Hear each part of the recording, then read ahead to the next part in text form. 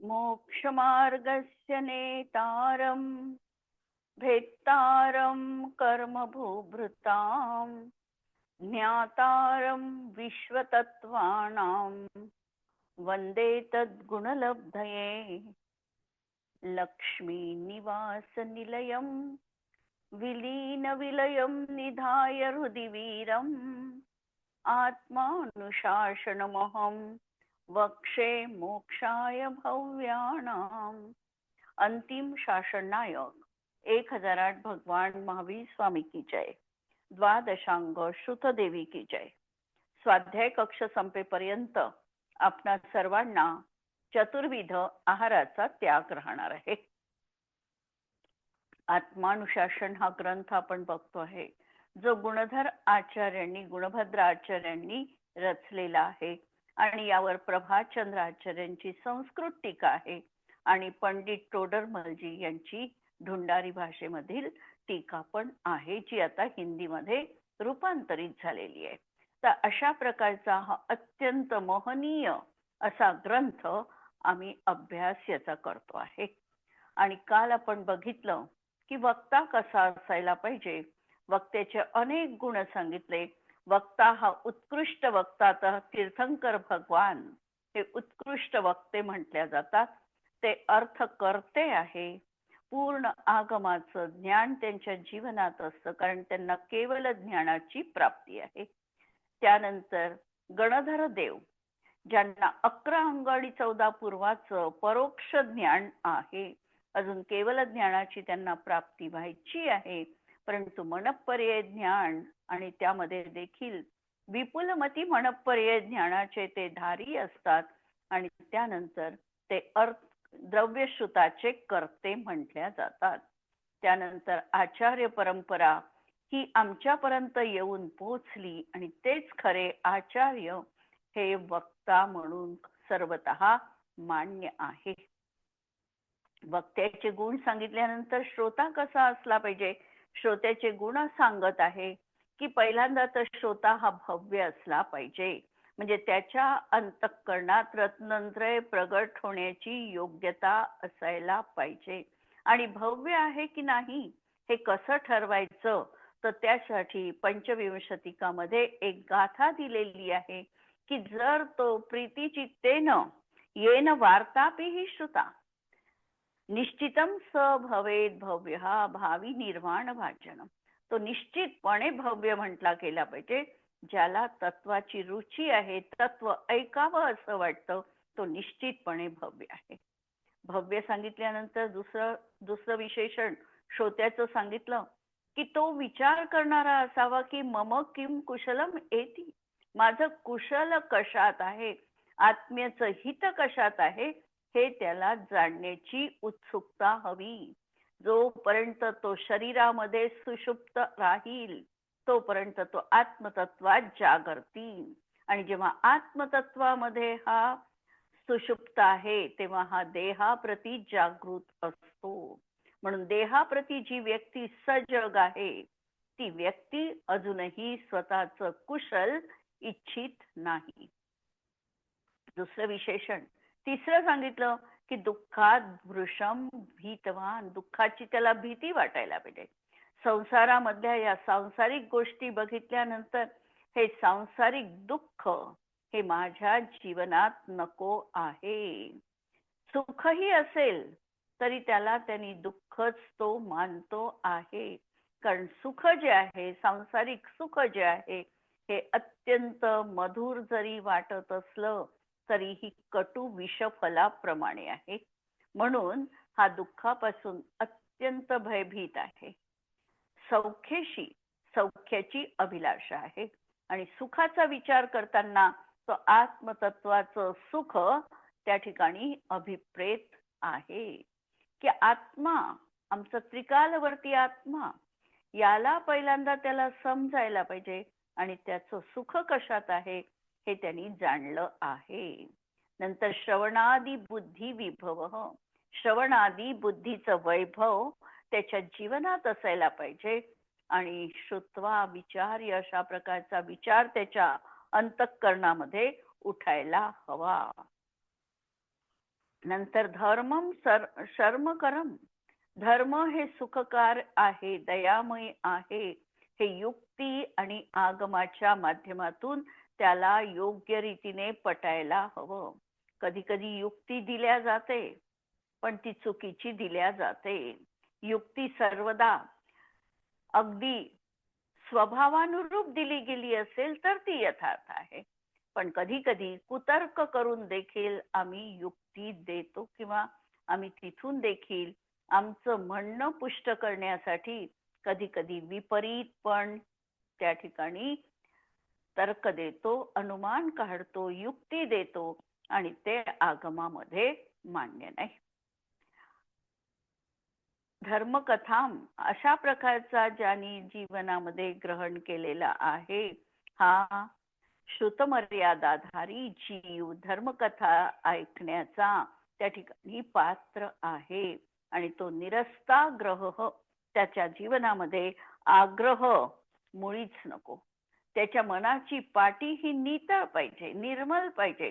त्या पाटीवर जर आधीच काही लिहिलेलं असेल तर त्यावर तो नवीन अक्षर गिरवू शकत नाही. म्हणून पूर्वग्रह दूषित तो नको. त्याचं मन साफ हवं. धर्मकथाविषयी तो उत्सुक हवा. हे आपण कालच्या याच्यामध्ये बघितलं. आणि ही व्यक्ती 8 तऱ्हेने बुद्धीचं वैभव कसं असतं या 8 गोष्टी पण आपण बघितल्या. त्यानंतर आमच्या अनेक ग्रंथांमध्ये श्रोत्याचे काही प्रकार दिलेले आहे. पहिलं सांगितलं बकरीप्रमाणे श्रोता हवा. बकरीप्रमाणे श्रोता हवा याचा अर्थ बकरीला जसे फक्त पानं खाण्याचं प्रयोजन असतं, जाताना ती झाडाचे पानं खाते, तसं उत्तम श्रोता जो आहे त्याला फक्त तत्वोपदेशाचेच प्रयोजन असतं. स्थान कोणतं आहे, उपदेश करता कोण, ह्या गोष्टी त्याच्या जीवनात दुय्यम आहे.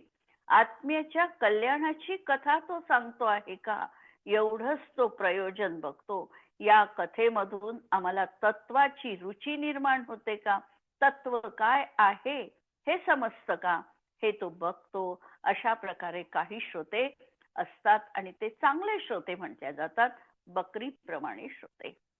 दुसरं सांगितलं गायीप्रमाणे काही श्रोते असतात.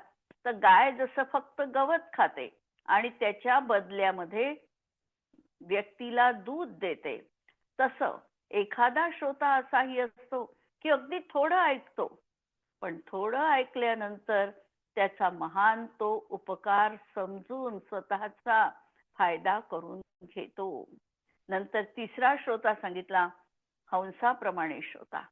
हंसा जसा निरक्षीर विवेक त्याच्या जीवनात आहे, तो बरोबर अवगुण टाळतो आणि गुणांना ग्रहण करतो. त्याप्रमाणे हा तिसरा श्रोता देखील असा हंसाप्रमाणे अत्यंत चांगला म्हटल्या गेला. नंतर दर्पणाप्रमाणे हा तो श्रोता, तो कसा, तर जेव्हा आरशामध्ये व्यक्ती चेहरा स्वतःचा बघते, आरसा स्वतःच्या स्वच्छत्व शक्तीमुळे व्यक्तीच्या चेहऱ्याला धूळ कुठे आहे, डाग कुठे आहे, कलंक कुठे आहे हे फक्त दाखविण्याचं कार्य करते. पण जर तो श्रोता मूर्ख असेल तर तो दर्पण पुसत राहतो, स्वतःचा चेहरा पुसत नाही. पण तो सुज्ञ असेल तर दर्पणाचं अवलंबन घेऊन माझ्या चेहऱ्यावर जी लागलेली कालिमा आहे, कलंक आहे, तो योग्य रीतीने काढून टाकतो. म्हणजे दर्पण जसं व्यक्तीवर कुठे डाग आहे, कलंक आहे हे दाखविण्याचं कार्य करतो, त्याप्रमाणे हा श्रोता देखील शास्त्रामध्ये बघून, उपदेश ऐकून माझ्याही जीवनात काय कमतरता आहे हे बघतो आणि ते काढून टाकण्याचा प्रयत्न करतो. नंतर तराजू समश्रोता सांगितला. तराजू काय करतो, तर जसे तराजू दोन्ही पारड्यामध्ये समतोल वस्तू असेल तर तराजूचं पारडं कुठेही झुकत नाही. त्याप्रमाणे आम्हाला देखील समतोल जीवनात साधता येतो का. रागद्वेष किंवा मान अपमान अशा प्रकारच्या सुखदुःख या ज्या द्वंद्व करणाऱ्या गोष्टी आहे यामध्ये जीव समतोल साधू शकतो का? किंवा हेय उपादेय याच्यामध्ये हेयाचं पारड हे नेहमी कसं राहणार आहे? तर वर राहणार आहे. उपादेयपणा असेल तर तो जीवाला ग्रहण करण्यायोग्य आहे हे जाणून शुभाचा अंगीकार आणि अशुभाचा त्याग जीवनात करायला हा तराजू आम्हाला शिकवतो. आणि काही श्रोते हे उत्तम श्रोते म्हटले गेले. काही श्रोते असे असतात की जे जघन्य किंवा निकृष्ट श्रोते म्हटल्या जातात. त्याच्यामध्ये सांगितलं पहिल्यांदा पाषाणासम. जसं पाषाणावर कितीही पाणी टाकलं तरी तो आतमध्ये भिजत नाही. वरवर भिजल्यासारखा वाटतो, दयाद्र वाटेल, पण अंतरंगात कोरडा असतो. म्हणून पाषाणासम जो श्रोता आहे हा निकृष्ट म्हटल्या गेला. भग्न घटसम. जर मडकं आहे आणि मडकं फुटलेलं आहे तर त्या फुटलेल्या मडक्यामध्ये कितीही पाणी टाकलं तरी ते मडकं भरू शकत नाही. मेंढ्याप्रमाणे श्रोता. जो मेंढा मालकालाच डोळे वटारतो तो देखील मेंढ्याप्रमाणे निकृष्ट श्रोता आहे. किंवा चाळणीप्रमाणे. चाळणी जशी काय करते, सार सार फेकून देते आणि वरचा जो कोंडा आहे त्याला धारण करते, त्याप्रमाणे देखील श्रोता जीवनात नको. मशकसम म्हणजे डासाप्रमाणे. सर्पसम म्हशीप्रमाणे. म्हैस काय करते तर पाणी गढूळ करण्याचं काम करते. किंवा बिडालसम म्हणजे मांजरीप्रमाणे. बकसम, शुकसम. शुकसम मध्यम दर्जाचा म्हटल्या गेला, कारण तो निदान तोंडाने तरी बडबड करतो, ऐकतो, पाठांतर करतो आणि परत तसाच्या तसं ऐकवतो. आणि मृत्तिकासम मातीप्रमाणे. काही थोड्या काळासाठी दयाद्र वाटतात, स्मशान वैराग्याप्रमाणे.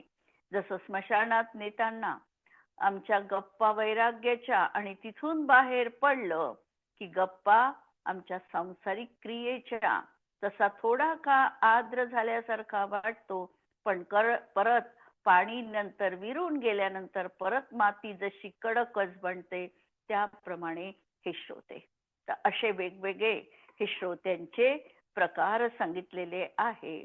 आम्ही आमचा विचार करायचा आहे की आम्हाला कशा प्रकारे बनायचं आहे.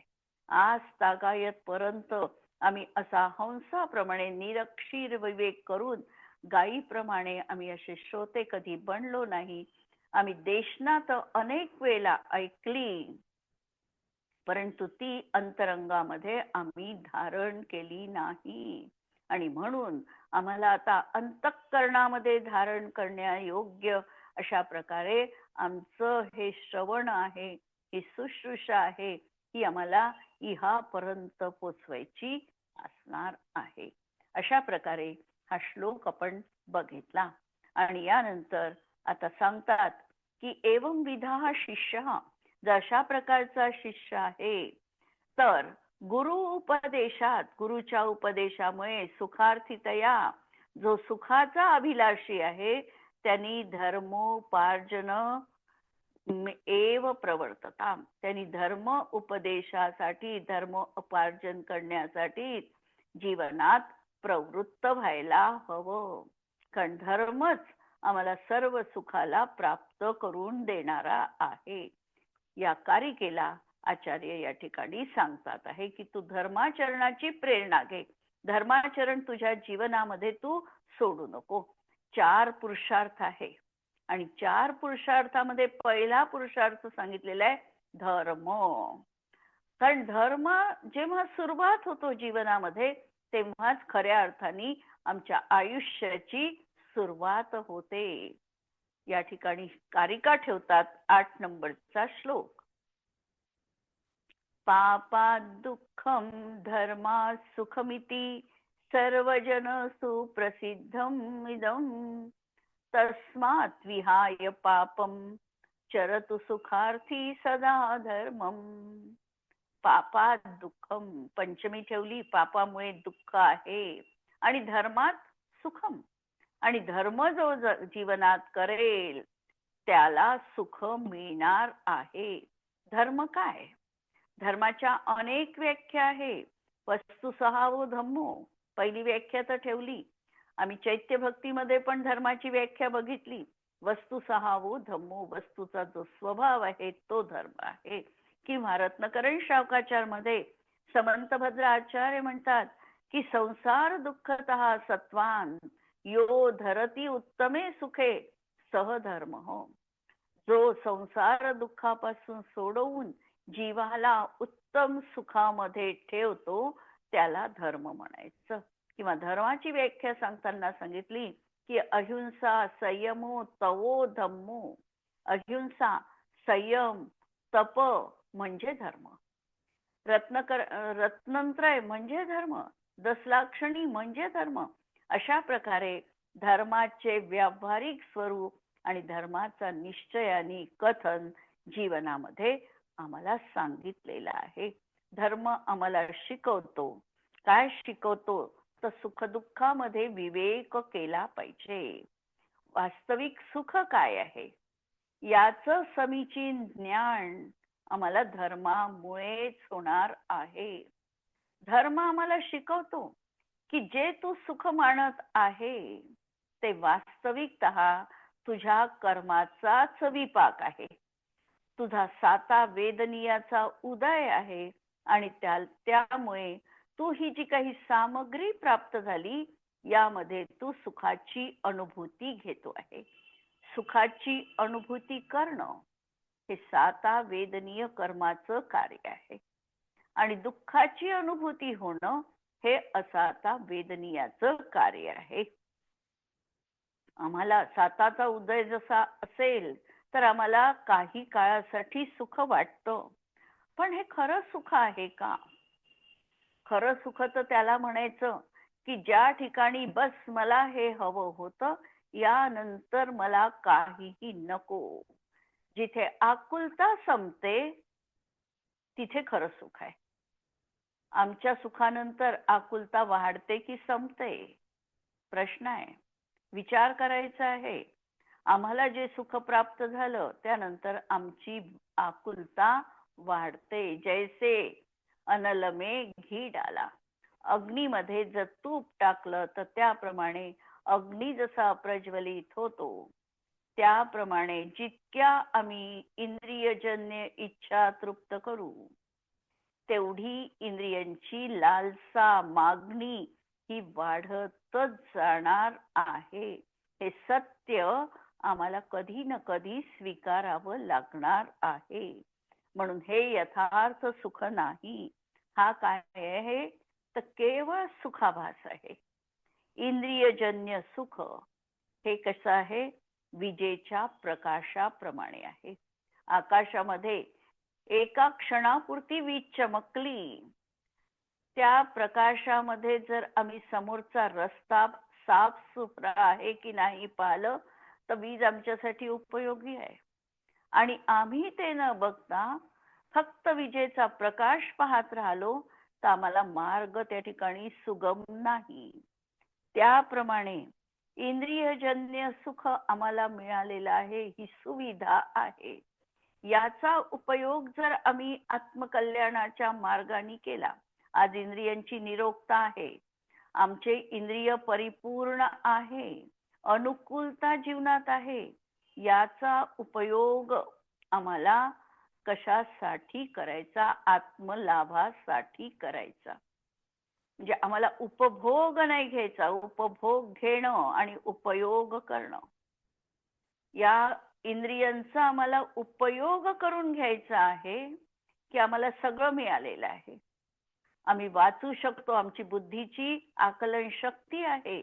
याचा उपयोग आम्हाला आत्मज्ञानासाठी करायचा आहे. हे जर आमच्या अंतःकरणात पक्क असेल तर तात्पुरतं इंद्रियजन्य सुख कथंचित उपादेय मानल्या जाईल. किंवा शरीराचा उपयोग जर आम्ही तपसाधनेसाठी करत असू तर कथंचित आम्हाला ते उपादेय म्हणता येईल. तर असं हे इंद्रियजन्य सुख आहे. हे विषय तृष्णेला वाढविणारं आहे. महाव्याधी रूप आहे. कारण इंद्रियजन्य सुखामध्ये जर आम्ही लोलूप असू तर अनेक प्रकारच्या व्याधी उपस्थित होऊ शकतात. आणि ही तृष्णा जी आहे ही जीवाला संतप्त करणारी आहे. संताप दूर करण्यासाठी परत हा विषय सुखाला भोगतो आणि परत याच्या प्राप्त करण्यासाठी प्रयत्न सुरू असतात. आणि असं हे दुष्ट चक्र सुरू झालं की त्यामध्ये हा गुरफटतो आणि स्वयं दुःखी होतो.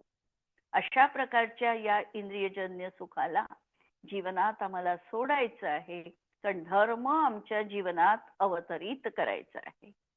स्वयंभू स्तोत्र, मोठं स्वयंभू स्तोत्र समंत भद्राचार्यांचं, आणि त्यामध्ये संभवनाथ तीर्थंकरांच्या स्तवनामध्ये आचार्य लिहितात की शतहृदोन्मेषचलम हि सौख्यम तृष्णामयाप्यायन मात्र हेतु तृषाभिवृद्धिश्च तपस्त्यजस्त्रम तापस्तदायास्यतीत्यवादी.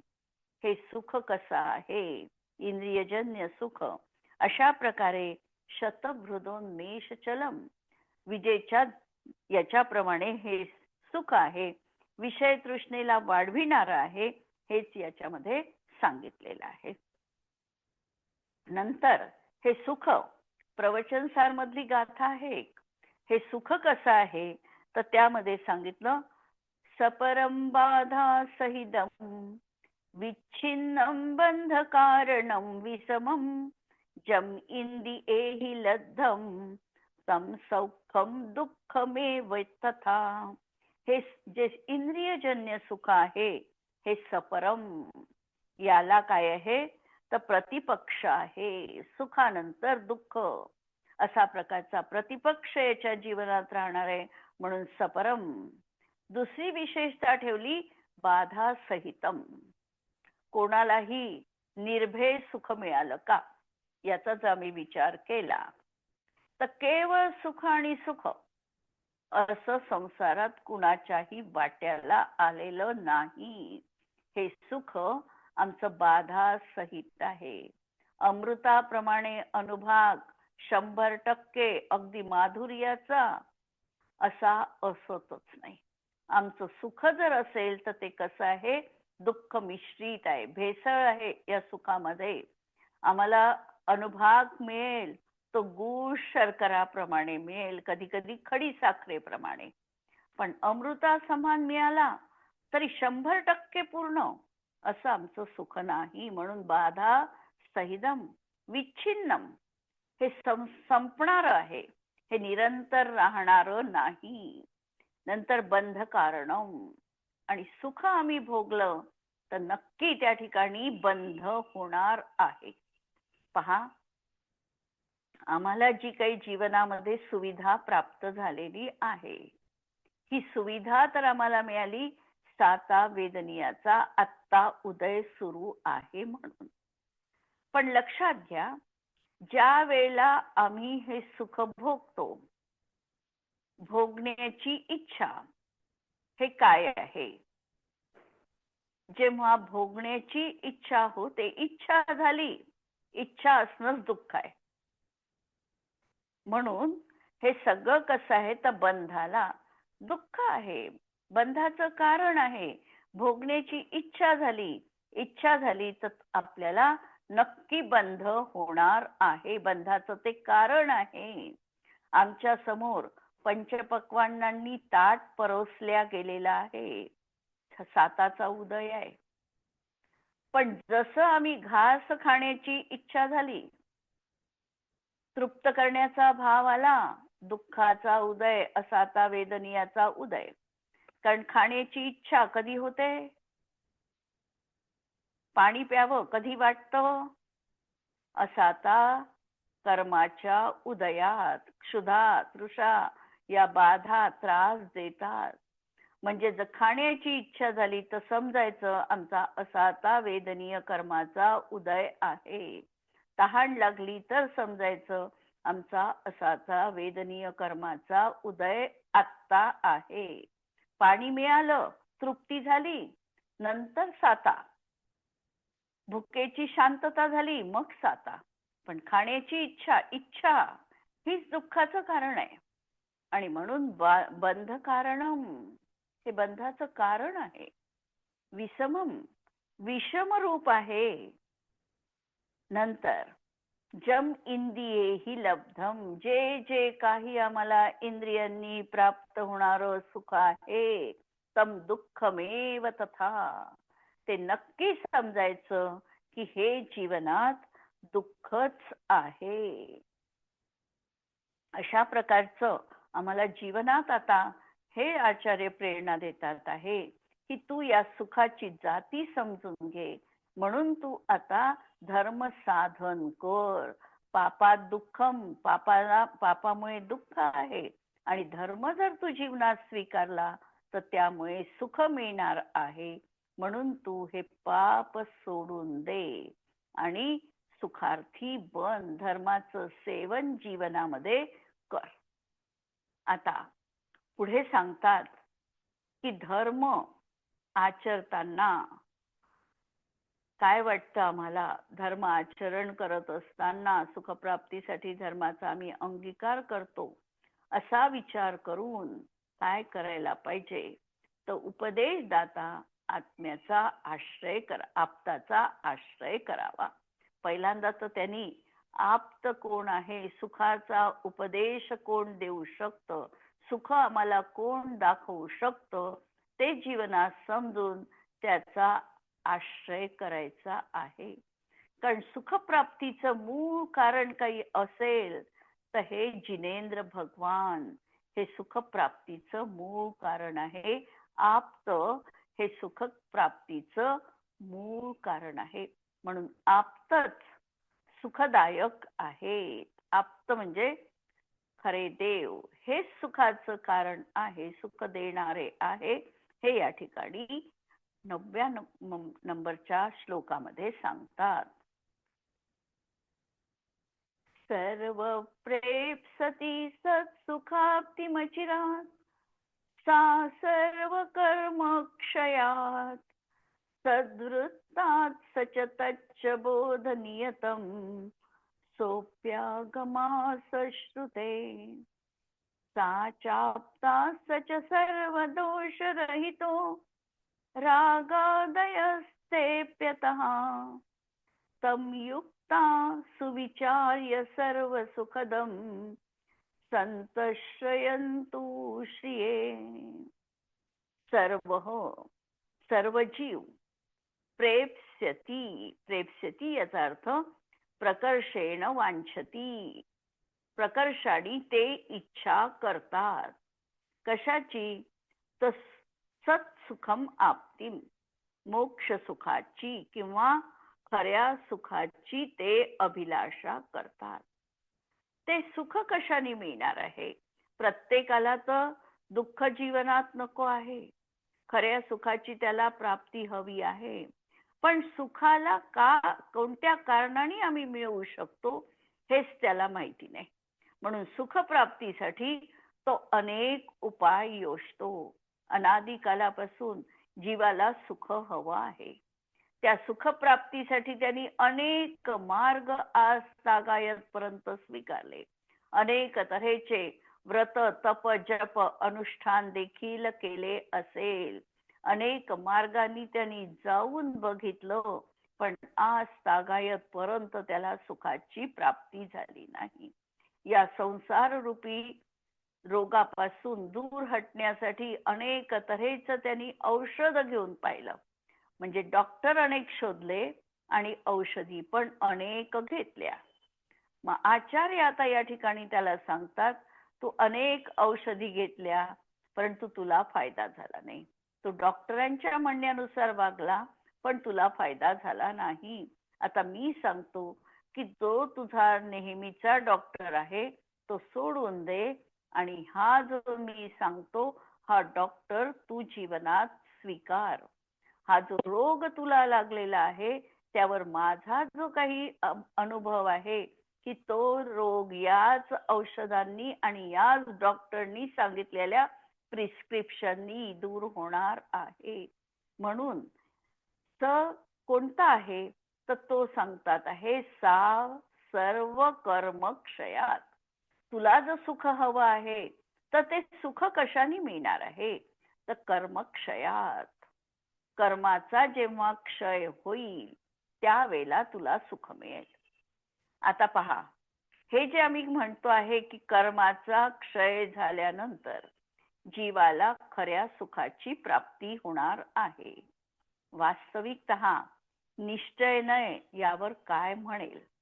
हे काय? हे उपदेश आहे, ही तत्व परंपरा आहे आणि तत्व परंपरेमध्ये व्यवहार नय हा प्रधान असतो.